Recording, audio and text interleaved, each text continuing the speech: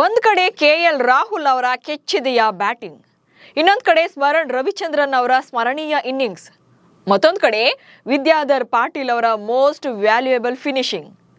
ಅಂತಿಮವಾಗಿ ಇಡೀ ಟೀಮ್ ಎಫರ್ಟ್ನಿಂದ ಕರ್ನಾಟಕ ತಂಡ ಪ್ರತಿಷ್ಠಿತ ರಣಜಿ ಟೂರ್ನಿಯಲ್ಲಿ ಸೆಮಿಫೈನಲ್ಗೆ ಲಗ್ಗೆ ಇಟ್ಟಿದೆ. ಅದು ಕೂಡ ಬಲಿಷ್ಠ ಮುಂಬೈ ತಂಡವನ್ನ ಬಗ್ಗು ಬಡಿದು. ಮುಂಬೈ ನೆಲದಲ್ಲೇ ಮುಂಬೈ ಪಡೆಯನ್ನ ಮಟ್ಟ ಹಾಕಿರುವಂತ ಕನ್ನಡಿಗರ ಕಿಚ್ಚಿನ ಬಗ್ಗೆ ಈ ವಿಡಿಯೋದಲ್ಲಿ ಹೇಳ್ತೇನೆ. ನಾನು ಶಾಂತ. ನೀವು ಸುದ್ದಿಯಾನದ ಸಬ್ಸ್ಕ್ರೈಬರ್ ಆಗೋದಿಕ್ಕೆ ಮರಿಬೇಡಿ.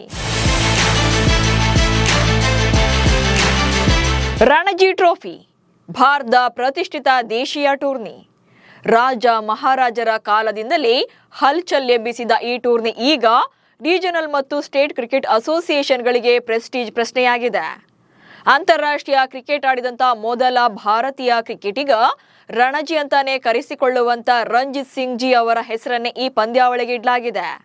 1934ರಲ್ಲಿ ಶುರುವಾದ ಟೂರ್ನಿಯಲ್ಲಿ ಫಸ್ಟ್ ಸೀಸನ್ ಅಲ್ಲೇ ಚಾಂಪಿಯನ್ ಆಗಿದ್ದ ಮುಂಬೈ ತಂಡ ಈ ಟೂರ್ನಿಯ ಮೋಸ್ಟ್ ಸಕ್ಸಸ್ಫುಲ್ ಟೀಮ್. ಬರೋಬ್ಬರಿ ದಾಖಲೆಯ 42 ಬಾರಿ ಪ್ರಶಸ್ತಿಯನ್ನ ಗೆದ್ದು ಇಡೀ ಟೂರ್ನಿಯಲ್ಲಿ ಕಂಪ್ಲೀಟ್ ಆಗಿ ಡಾಮಿನೇಟ್ ಮಾಡಿಕೊಂಡೇ ಬಂದಿದೆ. ಆದ್ರೀಗ ಅದೇ ಮುಂಬೈಗೆ ಮಣ್ಣು ಮುಕ್ಕಿಸಿದಂತ ಕೆಚ್ಚಿದೆಯ ಕನ್ನಡಿಗರು ಗ್ರ್ಯಾಂಡ್ ಆಗಿ ಸೆಮಿಫೈನಲ್ಗೆ ಲಗ್ಗೆ ಇಟ್ಟಿದ್ದಾರೆ. ಮುಂಬೈ ಪಡೆ ಬಗ್ಗು ಬಡಿದು ಸೆಮೀಸ್ಗೆ ಲಗ್ಗೆ ಇಟ್ಟ ಕರ್ನಾಟಕ.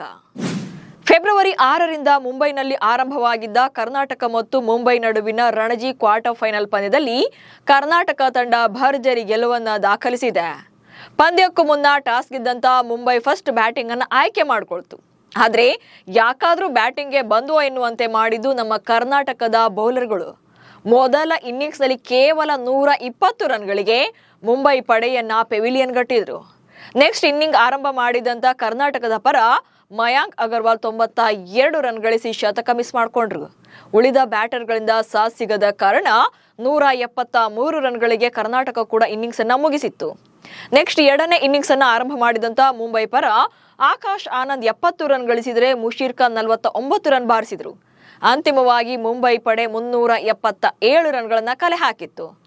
ಆಲ್ರೆಡಿ ಮೊದಲ ಇನ್ನಿಂಗ್ಸ್ ನಲ್ಲಿ ಲೀಡ್ ನಲ್ಲಿದ್ದಂತ ಕರ್ನಾಟಕ ಟೋಟಲ್ ಆಗಿ 325 ರನ್ಗಳ ಟಾರ್ಗೆಟ್ ಅನ್ನ ಬೆನ್ನತ್ತಿತ್ತು. ಆದ್ರೆ ಕರ್ನಾಟಕ 12 ರನ್ ಗಳಿಸಿದ್ದಾಗ್ಲೇ ಮಯಾಂಕ್ ವಿಕೆಟ್ ಅನ್ನ ಒಪ್ಪಿಸ್ತಾರೆ.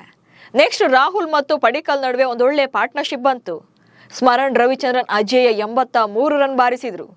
ರಾಹುಲ್ ಶತಕ ಸಿಡಿಸಿ ಮಿಂಚಿದ್ರು. ಅಂತಿಮವಾಗಿ 4 ವಿಕೆಟ್ಗಳಿಂದ ಗೆದ್ದು ಕರ್ನಾಟಕ ಸೆಮೀಸ್ಗೆ ಲಗ್ಗೆ ಇಟ್ಟಿದೆ. ರಾಹುಲ್ ಶತಕ, ಸ್ಮರಣ್ ಅರ್ಧ ಶತಕ, ವಿದ್ಯಾಧರ್ ಫಿನಿಶಿಂಗ್. ಇನ್ನು ಕರ್ನಾಟಕದ ಗೆಲುವಿನ ಪ್ರಮುಖ ರೂವಾರಿಯೇ ಕೆಎಲ್ ರಾಹುಲ್. 182 ಎಸೆತಗಳಲ್ಲಿ 130 ರನ್ಗಳನ್ನ ಬಾರಿಸಿದ್ರು. ಈ ಮೂಲಕ ಪ್ರಥಮ ದರ್ಜೆ ಕ್ರಿಕೆಟ್ ವೃತ್ತಿ ಜೀವನದಲ್ಲಿ 24ನೇ ಶತಕ ಬಾರಿಸಿದ್ರು.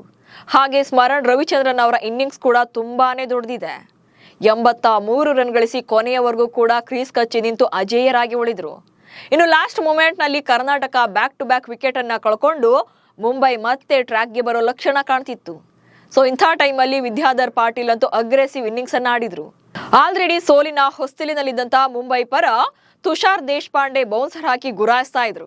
ಆದ್ರೆ ಇದ್ಯಾವುದಕ್ಕೂ ಕೇರ್ ಮಾಡದಂತ ವಿದ್ಯಾಧರ್ 30 ಎಸೆತಗಳಲ್ಲಿ 31 ರನ್ ಬಾರಿಸಿ ಮ್ಯಾಚ್ ವಿನ್ ಮಾಡಿಸಿದ್ರು. ಇನ್ನು ಕರ್ನಾಟಕ ಪರ ಬೌಲಿಂಗ್ ನಲ್ಲಿ ವಿದ್ವತ್ ಕಾವೇರಪ್ಪ 5 ವಿಕೆಟ್ ತಗೊಂಡ್ರೆ ಪ್ರಸಿದ್ಧ ಕೃಷ್ಣ 4 ಹಾಗೆ ಶ್ರೇಯಸ್ ಗೋಪಾಲ್ 4 ವಿಕೆಟ್ ಪಡೆದು ಮಿಂಚಿದ್ರು. ಸದ್ಯ ರಣಜಿ ಟೂರ್ನಿಯಲ್ಲಿ 8 ಬಾರಿ ಪ್ರಶಸ್ತಿ ಗೆದ್ದಿರುವಂತಹ ಕರ್ನಾಟಕ ಈ ಬಾರಿ 9ನೇ ಟ್ರೋಫಿ ಮೇಲೆ ಕಣ್ಣಿಟ್ಟಿದೆ. ಹಾಗೆ ಇದೇ ಮೊದಲ ಬಾರಿಗೆ ಸೆಮಿಫೈನಲ್ ನಲ್ಲಿ 4ರ ಘಟ್ಟ ತಲುಪಿರುವಂತ ಉತ್ತರಾಖಂಡದ ವಿರುದ್ಧ ಆಡಲಿದೆ. ಮತ್ತೊಂದು ಸೆಮಿಫೈನಲ್ ನಲ್ಲಿ ಬೆಂಗಾಲ್ ಹಾಗೆ ಜಮ್ಮು ಕಾಶ್ಮೀರ ತಂಡಗಳು ಮುಖಾಮುಖಿಯಾಗಲಿವೆ.